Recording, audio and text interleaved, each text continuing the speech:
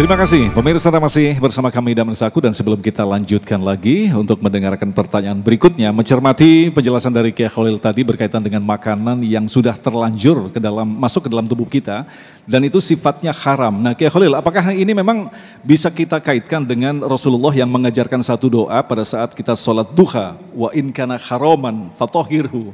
Nah ini apakah memang dimaksud bahwa apa yang ada dalam diri kita itu bisa dibersihkan atau seperti apa? Ya. Kalau kita melakukan sesuatu yang diharamkan karena tidak tahu, karena lupa, karena khilaf, Allah maafkan. Karena mahalul khata' wan nisyan. Kita ini tempatnya salah dan tempatnya keliru. Oleh karena itu kesalahan kekeliruan yang karena tidak sengaja Allah tidak menghukumnya.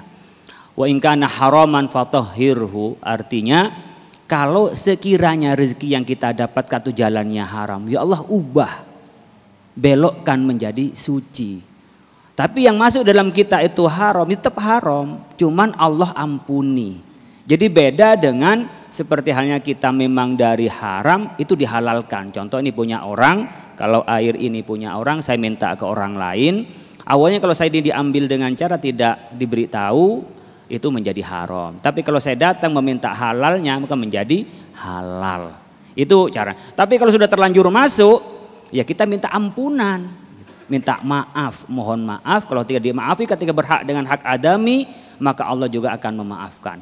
Tapi kalau ada hak adami yang belum dimaafkan, Allah nggak bisa memaafkan. Maka ibu bapak sekalian, kalau punya utang nggak bisa minta ampun pada Allah, bayar utangnya. Pak, saya udah minta istighfar Pak, sementara punya utang, ya nggak bisa lunas sebelum bayar utang gitu loh. Jadi jangan nanti pulang punya utang hanya istighfar, itu nggak lunas ya. Kalau cuma istighfar aja kredit macet terjadi di mana-mana begitu. Baik, selanjutnya kami persilakan kepada Bapak Agya yang akan dijawab oleh Kiai Haji Sumarno Syafi'i. Tafadhol. Assalamualaikum warahmatullahi wabarakatuh. Salam kenal, nama saya Agya, jamaah Masjid Darussalam ini dan dari Pejuang Subuh. Saya ada pertanyaan nih Ustadz, bagaimana jika kita ada hutang di bank, pakai bunga, dan hutangnya masih hingga 10 tahun ke depan, itu kan jadi riba tuh.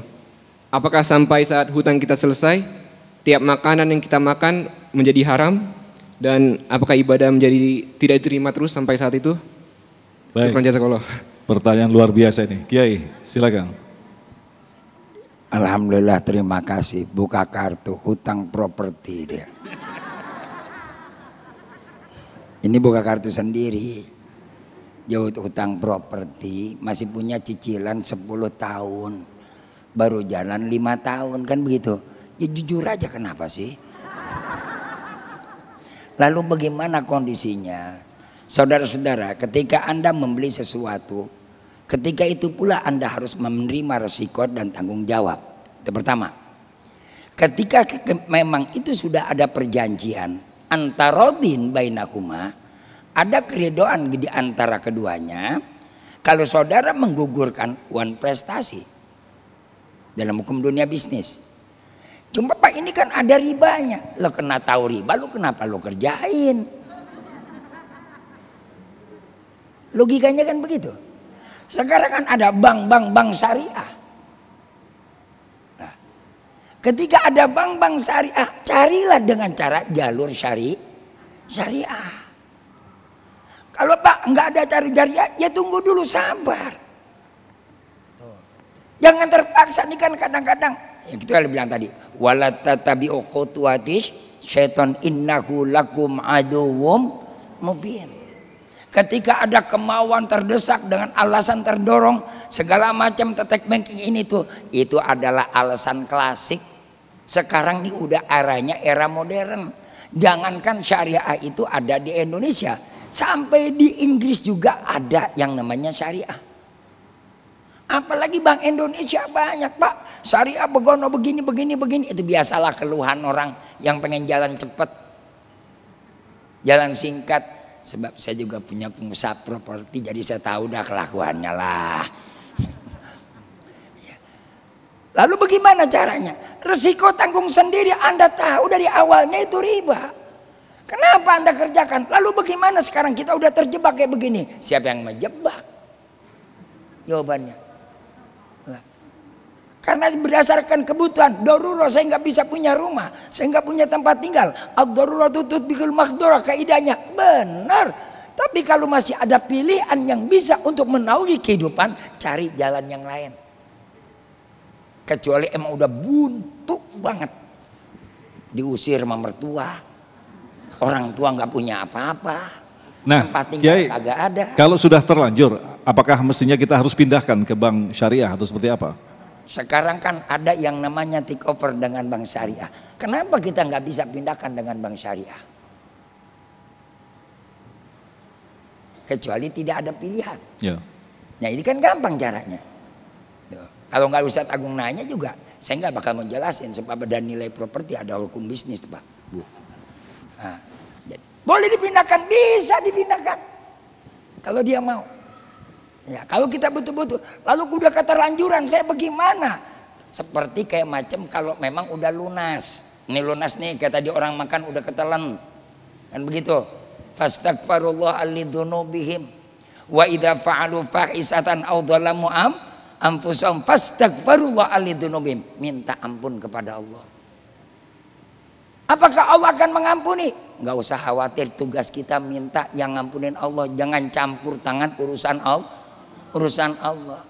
Makanya sama juga begitu tadi ke Halil bilang, urusan halal ada prosedurnya, ada ulamanya, ada lembaga lagi yang potensial yang menentukan lembaga peneliti halalnya, kemudian ada yang memberikan legalitasnya. Tapi kalau yang namanya kita nggak tahu jelas semacam ini, apabila ada kesalahan, ya tiga-tiganya tanggung jawab, bukan karena logo, awas, bukan karena logo, enggak jaminan. Mau logonya model kayak wayang kulit kek, mau logonya kayak model kereta api kah, mau logonya kayak model apa? Yang penting adalah siapapun yang memberikan label halal, kalau tidak halal tanggung jawab dunia akhirat. Allahu Akbar. Baik, terima kasih. Alhamdulillah. Luar biasa Kiai, nanti urusan logo kita akan ada di episode selanjutnya insya Allah ya. Berikutnya kepada Bapak Mustadi yang akan dijawab oleh Kiai Khalil. Ada Pak Mustadi? Silakan. Mic-nya tolong di-share ke belakang agak cepat sedikit Pak. Assalamualaikum warahmatullahi wabarakatuh. Bisa berdiri biar kelihatan gantengnya Pak. Ya.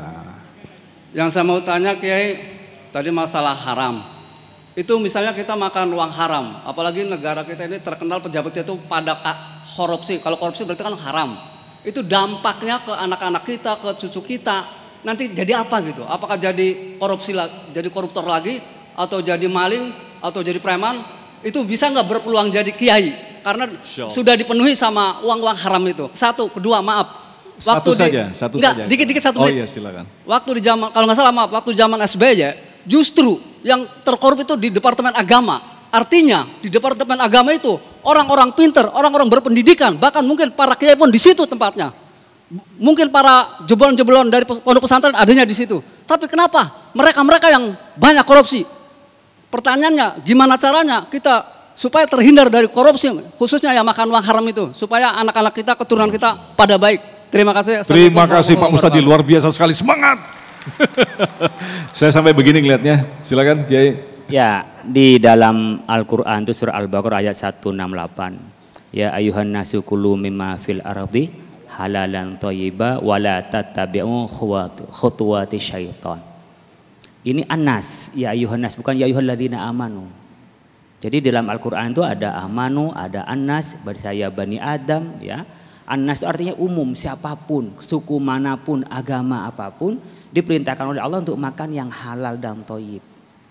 Karena itu akan berpengaruh, maka wala tattabi'u khutuwati syaitan. Jangan ikuti langkahnya syaitan. Tadi ada haram li dzatihi karena memang diharamkan zatnya, ada haram li ghairihi, ada haram karena faktor prosesnya atau pengolahannya. Saya tidak ingin menyebutkan departemen tertentu itu paling korup, tidak. Kadang-kadang yang paling korup karena yang ketahuan, yang nggak ketahuan kadang-kadang lebih korup. Cuman caranya lebih pinter.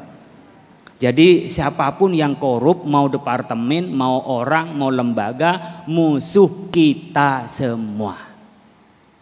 Kok pada diem ini? Musuh kita semua. Bagaimana caranya Pak? Kita ada KPK, ada kejaksaan dalam rangka membatasi. Jadi kita ini memang bertarung dengan setan setiap saat. Khutuwati syaitan tuh ada. Ibu bapak awalnya orang baik-baik, ketika ngelihat uang matanya hijau. Saya sekarang menandai orang yang jujur itu kalau diberi amanah pegang uang tanpa diawasi dia jujur, itu orang jujur beneran. Karena biasanya orang baik-baik mau di masjid lah kadang-kadang, mohon maaf, apalagi lembaga, apalagi memang arisan. Kalau tidak diawasi kan banyak yang arisan bodong dan juga investasi bodong, bahkan kotak amal dicolong. Jadi ibu bapak sekalian, setan di mana-mana. Maka kita harus batasi setan ini dengan apa? Di antaranya adalah sistem keuangannya, prosedurnya, SOP-nya, itu yang seperti itu. Itu untuk kita mencegahnya. Kalau udah terlanjur kena korupsi gimana Pak saat keturunan-keturunannya? Itu tadi, kita tidak punya kontrol kecuali fastaghfirullah, minta ampun kepada Allah. Kalau Allah mengampuni, jangankan yang cuman korupsi, ya kan? Yang seperti apapun Allah mengampuni dan Allah akan balikkan ke jalan yang benar. Belum tentu kita juga yang baik-baik ini. Yang baik-baik tiba-tiba Allah tidak berikan hidayahnya, nyeleweng kita, bisa jadi kita.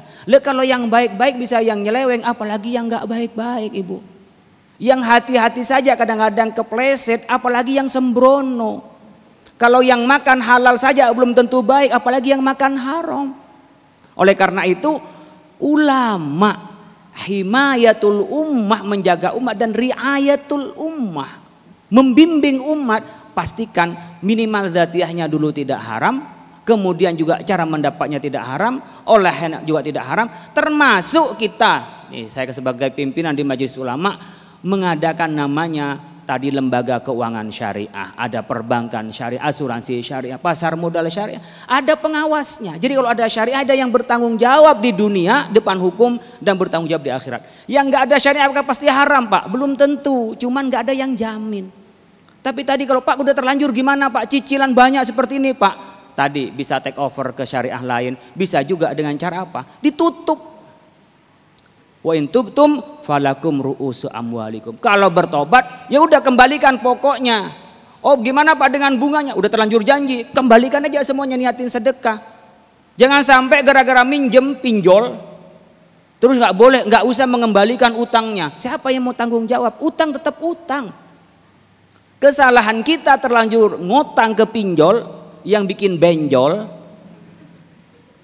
Ya sudah, kalau mau tobat kembalikan itu, cari pinjaman qardul hasan, pinjaman lunak dari teman saudara, tutup. Tobat jangan pernah lakukan lagi. Untuk apa? Tadi untuk diri kita, anak cucu kita, dan negara kita. Ini demi cinta Indonesia. Sesama cinta Indonesia, kita jangan berantem. Jangan sampai ada alasan cinta Indonesia kemudian kita berantem, menafikan kelompok lain. Tidak, sama-sama cinta Indonesia, termasuk para ustadz menyampaikan kebenaran demi Indonesia yang lebih baik. Masya Allah. Baik, terima kasih Kiai. Kita masih menyimpan satu pertanyaan lagi yang insya Allah nanti kita akan jawab selepas pesan-pesan berikut ini. Damai Indonesiaku.